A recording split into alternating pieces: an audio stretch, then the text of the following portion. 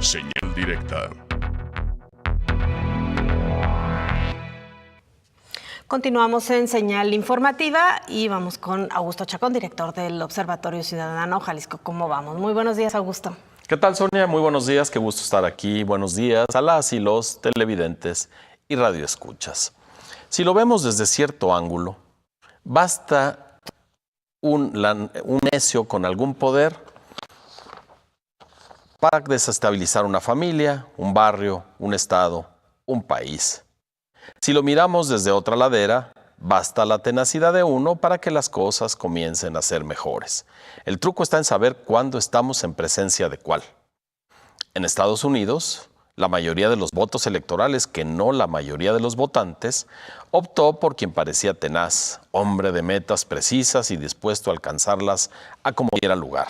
Hombre político distinto a los políticos marcados por la tradición y con ideas, para algunos, frescas. Hoy, aquel líder apenas entrevisto no es sino un necio al que nombraron comandante en jefe de las Fuerzas Armadas más poderosas del planeta.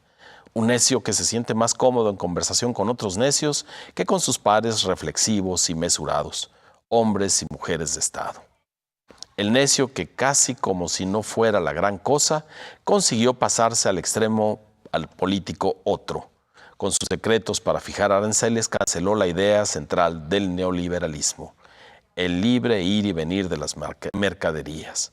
Pero para no quedarse en la zona del espectro que hace no tanto reclamaba la izquierda que hoy está en vías de extinción, la que daba preeminencia a las decisiones como las que toma Donald Trump, el Estado como rector de la economía, no el mercado, al mismo tiempo que unilateralmente encarece el tránsito de los productos extranjeros por sus fronteras y puertos, cierra a piedra y lodo los pasos de la migración según una fórmula que es de una necedad evidente. Vuelve criminal a cualquiera que intente ir a trabajar honestamente a Estados Unidos. El innovador que fue para muchos y que se valió de la frase America First, Estados Unidos primero, no aclaró, y sus patrocinadores y electores no le pidieron precisiones, que su expresión se refería a lo que en su imaginario tiene sobre lo que Estados Unidos debe ser.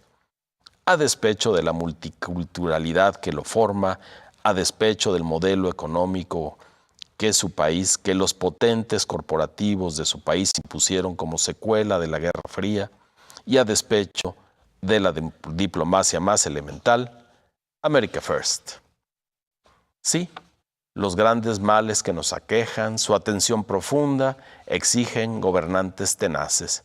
Pero además transparencia en sus intenciones, pero además que el diagnóstico de esos males corresponda a eso que las y los ciudadanos mencionan como males, pero además que las soluciones propuestas quepan en las reales capacidades institucionales y en el presupuesto disponible. Pongamos un ejemplo más con Donald Trump. Una de las promesas de campaña que con más terquedad hizo fue construir un muro en la frontera con México. Solo que no tenía idea de dónde saldría el dinero para hacerlo y tampoco consideró necesario calcular qué tanta influencia necesitaba en el Congreso para que su iniciativa pasara. Es decir, es una necedad. No obstante, a los votantes más intransigentes no se los pareció. Ahora nos toca discernir en México sobre estas graves materias. Entre los candidatos y candidatas que quieren hacernos creer que su voluntad es lo único que requerimos para que nuestra vida en sociedad mejore, de los que buscan la presidencia de la República, a los que pretenden ser gobernadores y presidentes municipales, hasta los que anhelan volverse legisladores, ¿cuáles nos permiten identificar entre los necios y los tenaces, por sus propuestas y por lo que nos han dicho sobre cómo es que las pondrán en práctica? Por supuesto, no basta revisar lo que han ofrecido, tampoco mirar a sus plataformas oficiales de campaña, las que están registradas en los institutos electorales. Más bien deberíamos comenzar por nuestras propias nociones respecto a los remedios que requieren las broncas que nos traen a maltraer. Tomemos algunos ejemplos prácticos. Seguridad pública. Está por terminar un sexenio federal que al comenzar se declaró competente para atender a nuestro favor esta materia. El previo lo hizo tan mal que nos parecía, y al decir nos me refiero a que al final Una mayoría electoralmente válida obliga a que ya consumada la elección se asuma ese nos de manera generalizada. Por supuesto hubo quien pensó distinto, incluso no pocos supieron que con Peña Nieto seguiríamos bordeando el abismo. Sigo.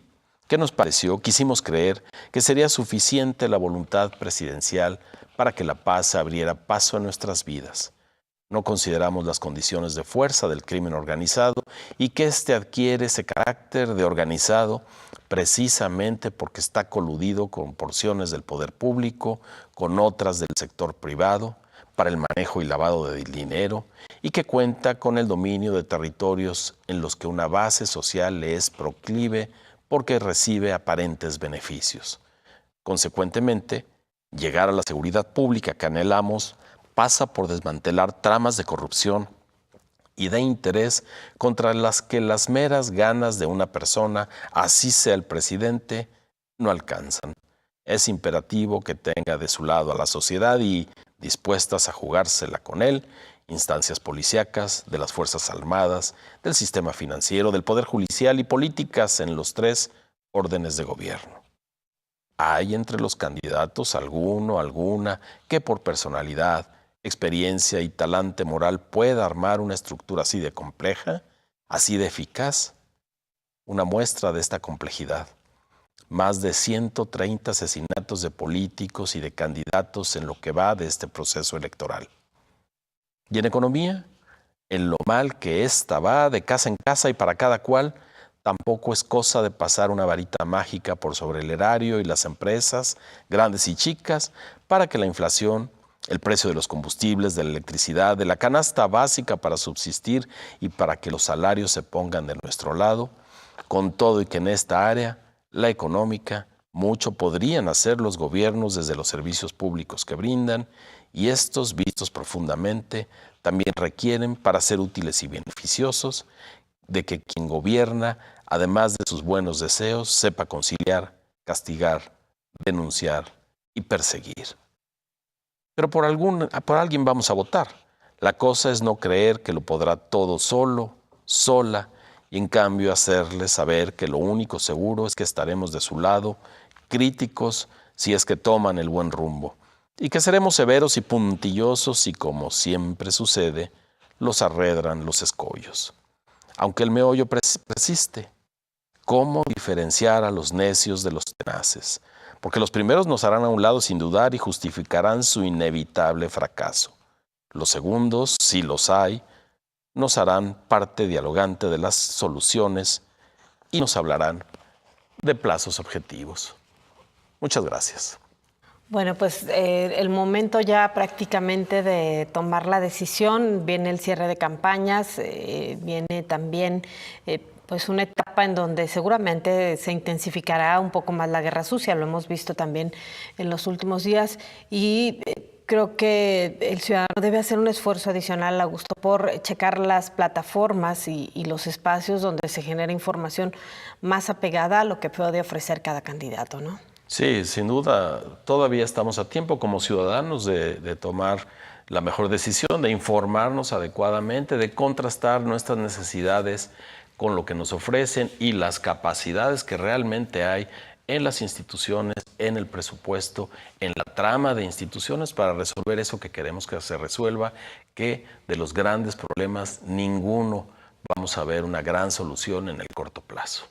Claro, pero de cualquier forma, creo que pensar en quienes ya tuvieron experiencia en algún cargo público y pues evaluarlos al momento de votar, o también revisar los antecedentes de los partidos políticos, el perfil de la persona, el nivel de honestidad al que se ha sometido o al que ha estado dispuesto a aceptar cuando ha tenido la posibilidad de renunciar al mismo. Todos estos detalles son los que tendríamos que tomar en cuenta y fijarnos que afortunadamente parece que en Jalisco será más así, más en las personas que en los partidos políticos. Sí, sin duda ver los antecedentes, recordar que ahora es bastante sencillo, gracias a Internet, apurar la memoria, basta capturar el nombre de quien esté en una lista para tratar de obtener algún puesto de elección popular para que obtengamos la información y nos refresque aquello que esa persona hizo o dejó de hacer en su momento cuando ya tuvo la oportunidad de gobernar en alguna instancia. Así que informarnos es básico, que no nos doren la píldora, que no caigamos en el truco de que se reinventan los políticos cada 3 años según cambian de posición.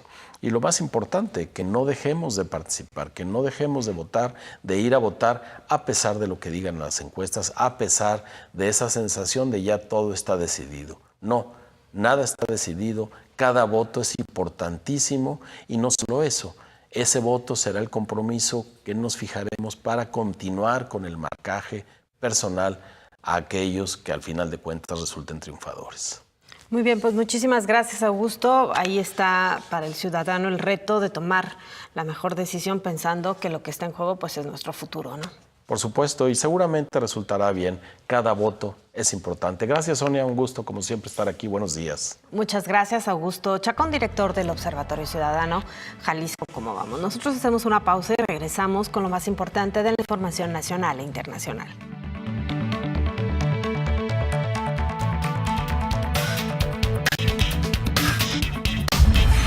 Regresamos con Señal Informativa Emisión Matutina.